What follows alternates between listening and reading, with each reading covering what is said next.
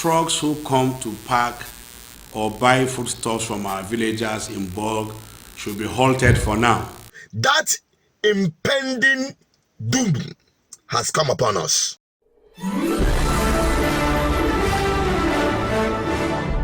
Wonderful people, viewers and subscribers, you're welcome back again. Let me remind the Nigerians, I am not a prophet of doom, but I can tell you, just like I've always said, Nigeria is heading for a complete crash. The food crisis in this country is navigating towards a very dangerous dimension. Just a couple of days ago, a sitting governor of Niger State, said this. Trucks who come to park or buy foodstuffs from our villagers in bulk should be halted for now. We have stopped mass purchase from our local market in all our local government from now henceforth until further notice. Anybody found doing that, we have given security agencies go ahead to confiscate those trucks and share the food to the people. And today, it is being enforced. Take a look. From here now, Karajeba, the last village in Niger State, before you join the river Niger bridge. They are stopping any trucks that carry foodstuff from north. They are stopping them. They are turning them back. They don't allow them to go beyond this place. They are turning them. You can see all these trucks. They are carrying foodstuff. You can see yam. You can see yam, tomatoes, onions, and many more. They are stopping them. They said they will turn back to the north or offload it here. This is Karajeba, the last village, the last town in Niger State before you enter Kwara State, before you get to River Niger. So they are stopping all the trucks that carry foodstuff from north. They are turning them back to north, or they should offload it here. They don't allow all the trucks that carry foodstuff, even though buses that carry pepper, tomatoes were not allowed to cross, as you can see. Good. Now, to my people, because I have to start from you. I have been saying this for God knows how long, that the way and manner we are pursuing business and neglecting investing into agriculture, food production, I've been hammering on food security, but some people told me to my face that they are not interested because they are not the one that is going to save Igbo. These are Igbo billionaires whom we reached out to and told them the need for them to partner with GGM or even go all out by themselves and invest in agriculture, food production to save Igbo. That impending doom has come upon us. You know the impact of what is being done in Niger State, not just in Niger State, but across northern states, where they are now blockading food from reaching other parts of Nigeria, especially the southeast, because most of their food find their way down to the southeast. What happened? Before the war of attrition against the Biafran people in Nigeria between 1966 to 1970, or between the 1967 to 1970, or when the pogrom started in 1966, food was being exported. Food were being exported from here to the north and other parts of Nigeria and even Africa. But today, reverse is the case.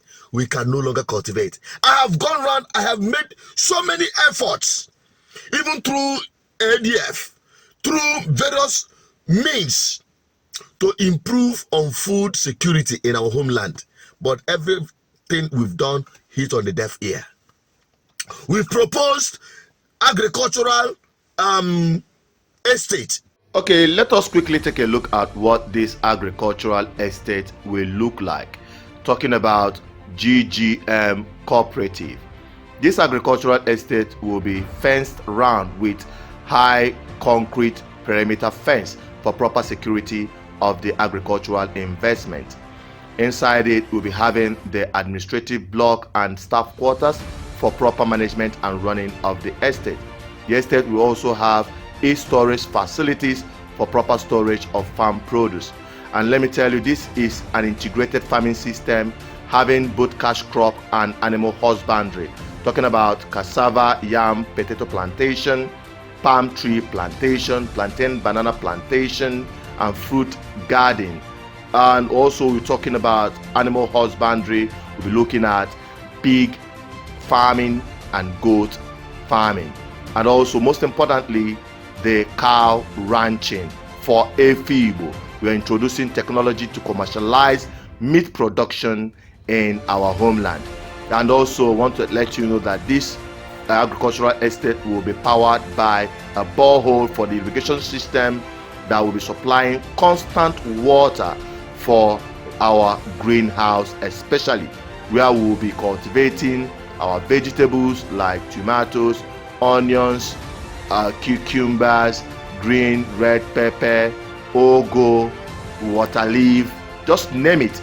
All of that will be brought in the greenhouse cultivation.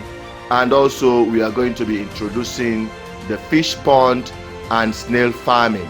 Okay, and we're also setting up the processing unit for some of these agricultural products. This estate will also have a security tower for proper surveillance of the agricultural estate.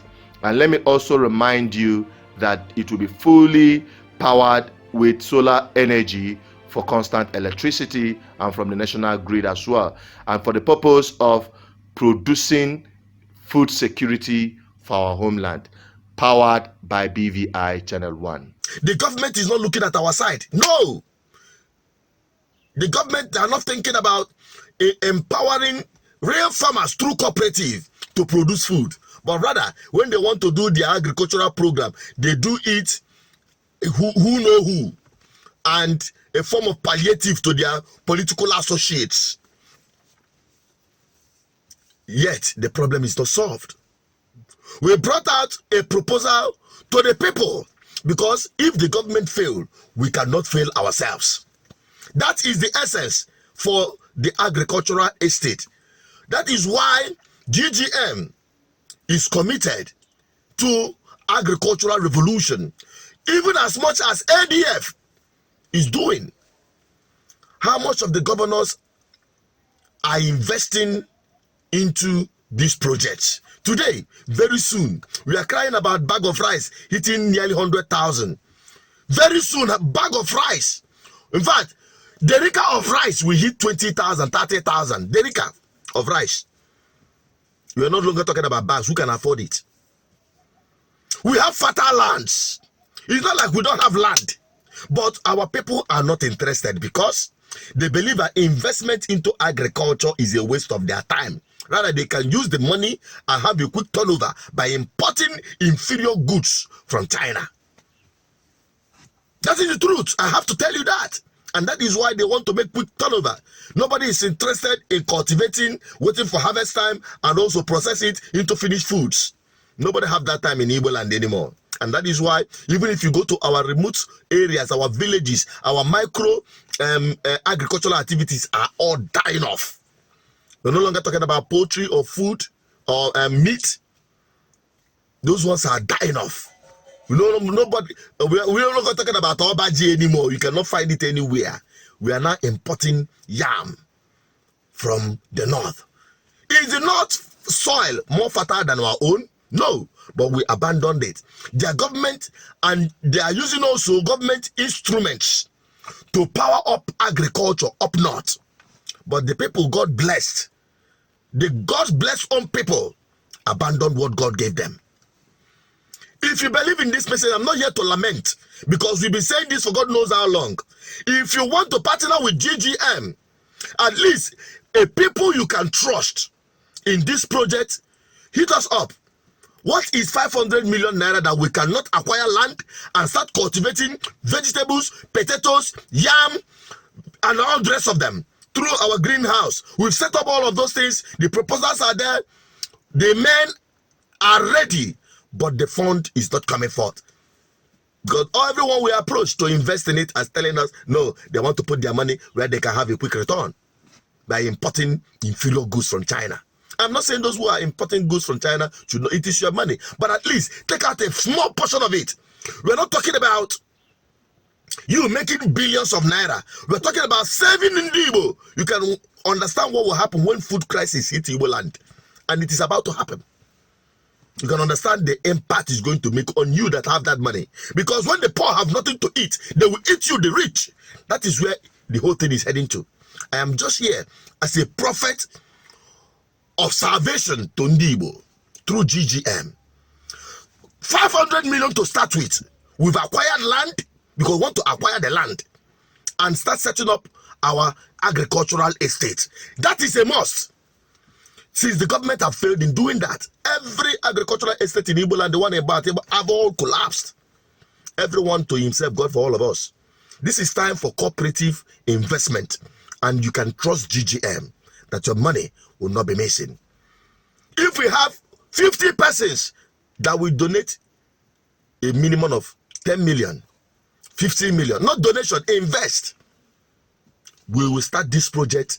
And in the nearest future, other people will copy it because our people are so good at copying something that is progressive.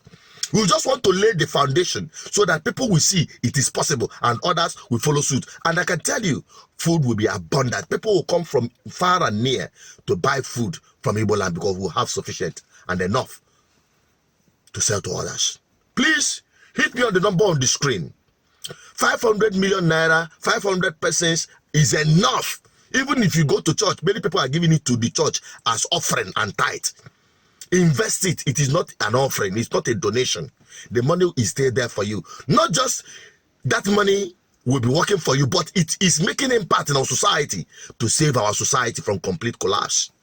Start calling the numbers on the screen. Because whenever we mention, oh, buy land, you see people calling to buy land. It is good to buy land. And we're also having GGM estate. It is also going to come up. But set aside a million naira, a minimum of million naira to invest in this project. I think we have to hit the ground running. The time have long gone for us to keep procrastinating. Please start calling the numbers on the screen. If you have a minimum of 1 million naira, investing in it. And I can tell you before the end of this year, you will see where we have been able to achieve on this project. If you believe in this message, help me share it to the next person. Bye-bye for now.